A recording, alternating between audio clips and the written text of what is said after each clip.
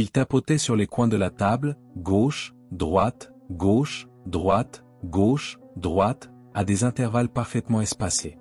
C'était presque hypnotique.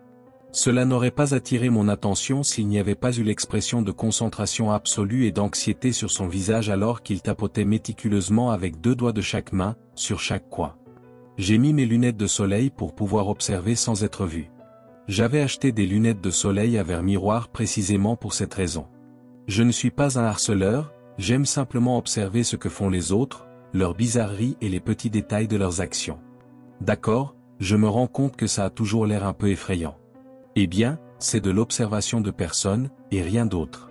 Je trouve le comportement humain fascinant. La porte du wagon s'est ouverte, et le bruit des rails et le murmure des conversations ont envahi l'espace. J'ai regardé le passager en face de moi, toujours en train de tapoter avec dévouement sur les coins de la table, mais maintenant avec une intensité croissante sur son front plissé. « Salut !» Une jeune femme joyeuse se tenait dans l'embrasure de la porte. Sa présence a inondé la pièce, énergique, vivante, imparable. J'ai envisagé de faire semblant de dormir. Puis j'ai vu l'angoisse qui agitait le visage du tapoteur, alors qu'il essayait désespérément de maintenir son rythme, ignorant résolument la jeune femme. J'ai soupiré. Puis j'ai affiché un sourire radieux sur mon visage pour correspondre à ses ondes solaires. « Salut. Nous avons les couchettes du bas, j'espère que ça vous convient. Les 2 couchettes du haut sont libres si vous souhaitez en choisir une. » « Fantastique, merci. » Elle m'a souri, puis son regard s'est déplacé vers notre compagnon de wagon. Elle a semblé confuse, puis préoccupée pendant un moment. Elle a ouvert la bouche et j'ai immédiatement repris la parole. « Permettez-moi de vous aider avec vos affaires. » J'ai saisi une extrémité de son lourd sac à dos. Ça a fonctionné.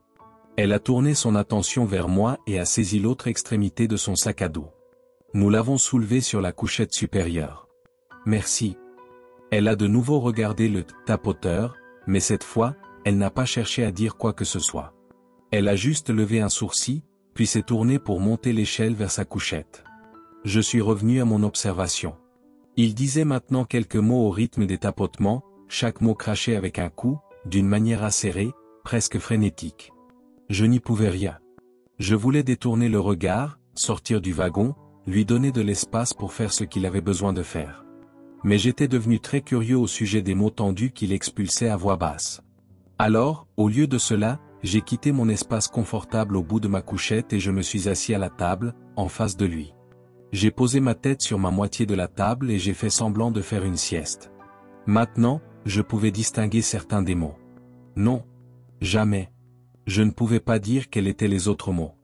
Il prononçait les mots de manière légèrement variée, comme s'il essayait de les dire de la manière parfaite, en scandant chaque phonème que les mots contenaient. J'ai gardé la tête baissée, écoutant juste ces mots et les coups, et sans m'en rendre compte, je me suis endormi. Je ne me souviens pas de quoi je rêvais, à part la dernière scène. Je descendais des marches et je me suis rendu compte que le sol n'était pas là. J'ai fait le dernier pas et je suis tombé. J'ai sursauté. J'ai dû l'effrayer.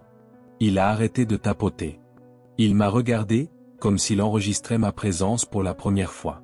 Nous nous sommes fixés pendant une seconde ou deux, puis il a regardé les coins de la table. Je pouvais déjà voir ce qui allait se passer, qu'il allait s'angoisser à cause de l'interruption de son rituel et retomber dans une frénésie de coups et de chants. « Salut, ravi de vous rencontrer », ai-je dit avant de réfléchir. Il m'a regardé avec une pointe de surprise.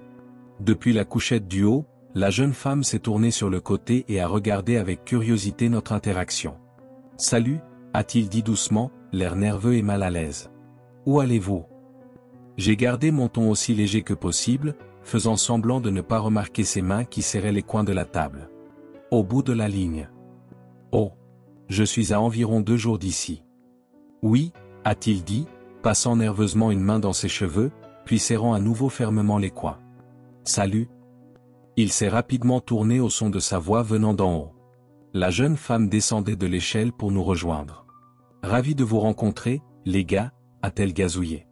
Son enthousiasme a semblé le repousser physiquement. Il s'est penché loin d'elle, tout en continuant de saisir les bords de la table. « Et, vous êtes réveillé. Ravi de vous rencontrer aussi, lui ai-je dit. » Elle m'a fait un grand sourire, qui a un peu vacillé lorsqu'elle s'est tournée vers lui. Il ne l'a pas regardé dans les yeux. Sa tension et son anxiété étaient palpables. Eh bien, je vais prendre le dîner tôt.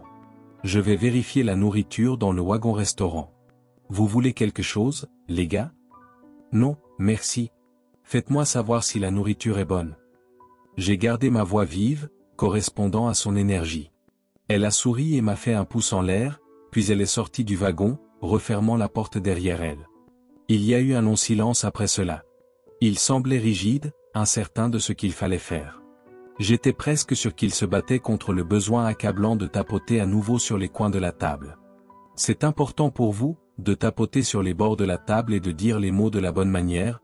J'ai gardé mon ton aussi léger et non jugeant que possible.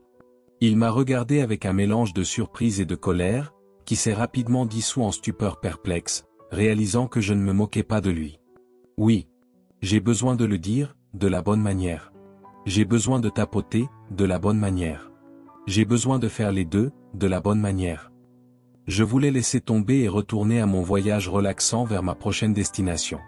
Après tout, c'était une année sabbatique pour moi, mes vacances épiques. Mais mes instincts professionnels ont pris le dessus. Pourquoi avez-vous besoin de les faire de la bonne manière? J'ai juste besoin de le faire. Il a fixé la table avec résolution. Que se passerait-il si vous ne les faisiez pas de la bonne manière? Il a semblé mal à l'aise avec la seule idée. Il a secoué la tête. Ce n'est pas bon. Ce ne serait pas bon. Et si vous ne les faisiez pas du tout? Je pourrais presque jurer que je l'ai vu pâlir. De mauvaises choses arriveraient. Quel genre de mauvaises choses? Je ne sais pas. Mais de mauvaises choses. De très mauvaises choses. Je le sais. J'ai hoché la tête. C'est une sensation terrible. Vous savez que quelque chose d'horrible se produirait. Vous vous arrêtez, vous refusez de le faire, et vous pouvez sentir la terreur dans votre corps. Cette peur inexplicable, paralysante. Elle s'accumule jusqu'à ce que vous craquiez et que vous fassiez tout ce que vous avez à faire pour l'apaiser, encore une fois. Il m'a regardé avec les premiers signes d'un véritable intérêt depuis le début de notre voyage. Oui. Exactement ça. J'ai de nouveau hoché la tête. Puis j'ai ajouté, j'étais comme ça avec les lumières, aussi. Je devais allumer et éteindre mes lumières, allumer et éteindre, jusqu'à ce que je pense exactement la bonne pensée, de la bonne manière, pendant que les lumières s'éteignaient. Sinon, j'étais convaincu que des choses horribles se produiraient. Je lui ai souri doucement. Mais un jour, c'était trop pour moi. Je ne voulais pas vivre ma vie à répéter mes actions encore et encore, pour conjurer un événement indicible. Alors j'ai juste arrêté. J'ai éteint les lumières en pensant à une mauvaise pensée, je me suis assis, j'ai senti la peur s'abattre sur moi. J'ai senti que j'étouffais de peur, d'horreur, de cette intense terreur qui me convainquait que je regretterais profondément de ne pas avoir fait les choses de la bonne manière. Que d'une manière ou d'une autre, je causerais une destruction horrible. Je l'ai regardé. Son expression était illisible. Mais rien ne s'est passé, ai-je continué. Rien de mauvais n'est arrivé. Même si cela semblait si réel. Il semblait que cela allait se produire. Il est resté silencieux. Je me suis raclé la gorge nerveusement. J'ai aussi travaillé avec d'autres personnes. Qui avaient ces problèmes. Quand j'étais psychologue. Elles ressentaient aussi ces choses, la peur, la terreur. L'impulsion, le besoin de faire ce que leur peur leur disait. Je me suis interrompu. Son expression devenait familière. Il avait l'air de chercher les bons mots à dire. Vous décrivez le TOC. Je sais que ce que j'ai ressemble à un TOC. On m'a diagnostiqué un TOC. Ce n'est pas un TOC. Il a recommencé à tapoter. En quoi n'est-ce pas comme un TOC? Je suis désolé, je ne voulais pas tirer de conclusion hâtive. Je veux juste comprendre ce qui se passe. Il a pris une profonde inspiration et a fermé les yeux, sans s'arrêter de tapoter. Il a fallu un certain temps avant qu'il ne parle. Quand j'arrête de tapoter, de mauvaises choses se produisent réellement. Ou elles commencent à se produire. Mais je les ai toujours arrêtées à temps, en recommençant à tapoter. Pourriez-vous m'en dire plus? Coup. Au moins, il n'avait pas recommencé à cracher ces mots. J'ai déjà essayé d'arrêter. Bien sûr que j'ai déjà essayé. Vous pensez que je ne sais pas comment les autres me voient? Pensez-vous que je veux vivre ma vie esclave de ces actes? Je veux aussi sortir. Je veux parler aux autres. Je veux être normal. Mais je ne peux pas. J'en ai eu tellement marre que j'ai essayé d'arrêter de nombreuses fois, mais à chaque fois que je le fais, quelque chose se passe. Je n'ai pas parlé, j'ai juste attendu qu'il continue. Des choses étranges se produisent. Des choses étranges que je ne peux pas expliquer. Sa respiration s'est accélérée. Il était clairement terrifié par son souvenir du passé. J'ai essayé une fois à la maison, quand j'étais encore étudiant. J'ai combattu l'impulsion quand elle est arrivée. Quand la peur m'a frappé et que j'ai su qu'il était temps pour moi de tapoter à nouveau. Je savais que je devais le faire. J'ai tapoté un peu sur les côtés de mon lit, puis je me suis arrêté. Cela semblait mal, d'une manière ou d'une autre. J'ai ressenti de la terreur. Mais j'ai refusé de tapoter quand même. Puis la pièce a juste commencé à grincer. Les planches du plancher, mon placard, mon bureau. Tout grinçait. Puis mon manuel est tombé de la table. J'ai dû recommencer à tapoter. Quelque chose d'horrible allait se produire, je le savais. J'ai recommencé à tapoter, et tout s'est arrêté. J'ai gardé mon visage neutre, sans prétention. J'ai hoché la tête. J'ai essayé une autre fois, quand je sortais avec cette fille et que je voulais juste être normal, avoir une relation correcte, ne pas avoir à courir pour faire mes rituels stupides quand les impulsions me prenaient. Puis nous avons commencé à entendre des pas. Nous ne savions pas d'où ils venaient. Juste des pas près de nous, même si personne d'autre n'était là. Les pas sont devenus plus forts, plus proches, et j'ai dû partir. J'ai dû partir. J'ai couru dehors et j'ai trouvé ce poteau lumineux, je me suis senti bien, j'ai commencé à tapoter sur ses côtés, et ça s'est arrêté. Les pas se sont arrêtés. J'ai commencé à me sentir un peu mal à l'aise. Cela a dû être terrifiant. C'était déjà assez difficile pour moi d'arrêter. Avec ces choses qui vous arrivaient, cela a dû, il n'est pas étonnant que vous ne puissiez pas arrêter. Mes mots ont semblé le toucher profondément. Il a commencé à cligner des yeux pour retenir les larmes. C'était très difficile. Mais je veux arrêter. Je veux arrêter de toutes mes forces. Je veux que tout disparaisse, je veux être normal. Je veux être libre. Je veux pouvoir avoir une conversation avec mes compagnons de train. Je veux aller au wagon-restaurant, manger quelque chose et ne pas être regardé comme un cinglé. Les larmes continuaient de jaillir de ses yeux. J'ai ressenti un picotement salé au fond de ma gorge et un pincement au cœur. Voulez-vous essayer? Ici? Avec moi ici? On pourrait le faire ensemble. Ces larmes ont laissé place à de véritables sanglots. Je ne savais pas quoi faire. Je suis simplement resté assis à le regarder en silence. Lorsque ses sanglots ont diminué, il a levé ses yeux rougis et m'a fixé pendant un moment. Oui. Oui, je veux essayer. S'il vous plaît. Peut-être que ce serait mieux avec quelqu'un d'autre à proximité. J'ai laissé échapper un petit soupir de soulagement. J'espérais qu'il serait prêt à essayer. Je ne pouvais pas supporter l'idée qu'il vive sa vie de cette façon. Je veux juste souligner une autre chose qui pourrait nous aider, ai-je dit. Il m'a regardé, impatient. Cela peut vraiment aider de penser au pire qui pourrait arriver. Ensuite, le comparer à la vie que vous menez maintenant, et être d'accord avec le pire qui pourrait arriver, pour affronter cette possibilité plutôt que de vivre comme vous le faites maintenant. Il avait l'air incertain, effrayé. Pour moi, ça a fonctionné. J'ai pensé, eh bien, le pire qui aurait pu arriver aurait probablement été la mort de quelqu'un, la fin du monde, des blessures graves, et ainsi de suite. Et j'ai réalisé que je préférerais laisser cela se produire, que tout s'arrête, plutôt que de continuer à faire ces gestes, ces actions répétitives, en étant esclave de ma peur. J'avais besoin d'y mettre fin, quel qu'en soit le coût. Il a considéré mes mots avec une expression grave. Puis il a hoché la tête. Je suis prêt. C'est trop long. Trop longtemps. Ça ne m'a pas permis d'avoir une vie normale. Je lui ai souri. Alors, faisons-le. Il m'a regardé, toujours en train de tapoter sur les côtés de la table. Puis il a serré la mâchoire et a hoché la tête. Quelques instants passèrent avant qu'il n'arrête de tapoter. Il posa ses mains à plat sur la table. Nous avons attendu. Les premières minutes semblèrent lui coûter un effort immense. Son visage était pâle et une sueur froide perlait sur son front. Ses respirations étaient superficielles et rapides. Un peu plus de temps passa et il sembla presque prêt à se détendre. Puis, les lumières du wagon vacillèrent. Il a failli sursauter. Il a tendu les mains vers les coins de la table, mais je les ai saisies et remises en place, les pressant un instant puis les relâchant. Il devait y arriver tout seul. Les lumières se sont éteintes. J'ai pris quelques respirations profondes et apaisantes. C'était une coïncidence. Je le savais, sur un plan logique. Une coïncidence très malheureuse. Mais c'était tout. Et si je pouvais l'aider à traverser ça, il pourrait se libérer de ses obsessions et compulsions pour le reste de sa vie. Ou du moins en être moins contrôlé.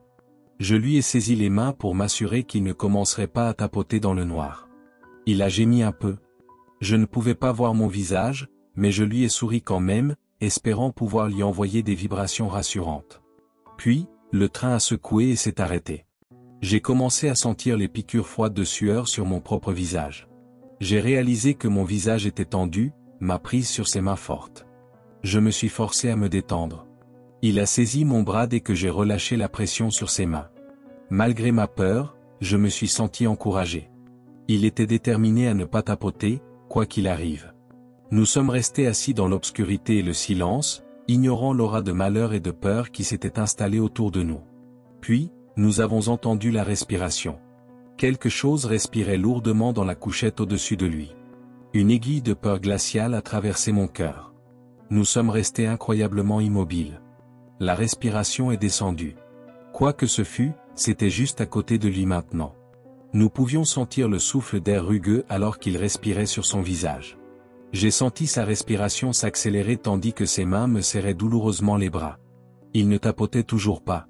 J'ai ressenti un profond respect pour lui, même si je contemplais ma propre perte imminente. Puis, les respirations rauques de cette chose se sont déplacées. Elle était maintenant à côté de mon oreille droite. Je pouvais la sentir. C'était étrangement froid. Chaque fois qu'elle inspirait, il y avait un son humide et de cliquetis. Quand elle expirait, mon oreille était effleurée par un souffle froid et rapide. Cela sentait mauvais. Il y avait une horrible puanteur de pourriture. Mais malgré tout, nous nous sommes tenus les bras, refusant de lâcher prise. Refusant de tapoter. Je ne sais pas ce qui nous est arrivé, ce qui nous a donné tant de courage pour continuer à résister malgré les choses folles qui se passaient dans notre wagon. C'était une erreur. Sa voix froide et moqueuse a glissé dans le silence de notre wagon. Tu vas souffrir. À ce moment-là, j'étais plus que convaincu que cela avait à voir avec le trouble obsessionnel compulsif. Êtes-vous prêt à payer le prix de votre insolence ? A-t-il sifflé. Acceptez-vous les cartes de crédit ? Les mots sont sortis de ma bouche avant que je ne puisse les arrêter. Le sang a gelé dans mes veines alors que je réalisais les possibles répercussions de ma stupidité. Puis, le wagon a été inondé de lumière. La jeune femme était de retour. Notre sauveuse ? Et les gars ? La nourriture était super. Elle a observé la scène de nous tenant les bras avec une force mortelle. Oh, waouh, d'accord. Vous êtes vraiment devenus proches sans moi. L'air lourd et froid a commencé à se disperser. Un léger murmure a caressé mes oreilles. Je reviendrai. Pour toi. Puis, il est parti. Sa présence s'est évanouie, comme ça, sans prévenir. Il m'a regardé avec surprise et soulagement sur son visage. Oui, nous avons réussi, a-t-il dit, en me souriant avec gratitude. Une joie pure a commencé à illuminer son visage. Il semblait être une personne complètement différente. J'ai souri en retour, secouant le malaise que je ressentais. Nous avons réussi.